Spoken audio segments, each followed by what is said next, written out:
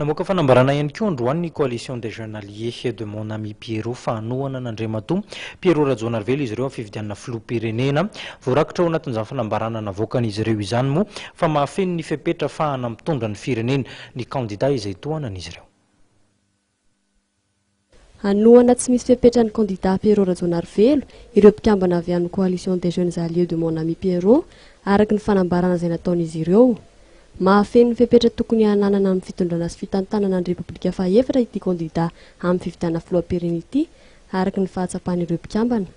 Ho an'ity fikambanana ity dia mahatsapa izy ireo fa azo tanterahana tsara ny fifidianana amin'ny fotoana izay efa voatondro amin'izany raha eo amin'ny lafiny teknika no jerena ary tsy tokony hemitra intsony mba hamahana ny krizy.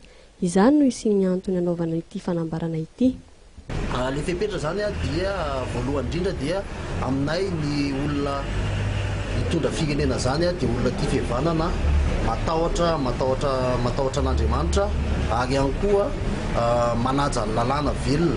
Anisan'izany voalohany amin'izany lalam-panorenana dia ao ihany koa olona madio eo anatrehan'ny vahoaka malagasy ary ao ihany koa hoe efa manana traikefa amin'ny fitantanana ny raharaham-panjakana satria eto amin'ny mitondra teo aloha ny fandimby teo zany rehefa tena zohina ny tantara dia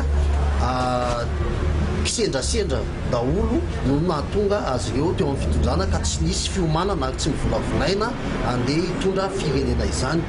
Misy ny fifidianana ary vonina hiatrika ny fanatanterahana izany ireo mpikambana vao amin'ny CJA de mon ami Pierrot hoy nambaran'ny Front National ny fikambanana izay ivondrona an'ireo tanora manerana ny Madagasikara avy amin'ny fikambanana, atopy politika sy fiangonana, mpanao fatanjahantena samihafa izay manana fomba fijery mitovy manoloana ny zava-misy eto amin'ny firenena. Ray alina ireo mpikambana raha hoan'ny eto Antananarivo. Efa 3 taona nitsanganan'ity fikambanana ity ary efa misandrahaka manerana ny nosy. Nandritra ny fanambarana izay notanterahan'izy ireo ihany koa no nampafantarana fa anatanteraka ny fiaonam-be voalohany ireo mpikambana amin'ny herinandro avy izao izay ho atao eto Antananarivo.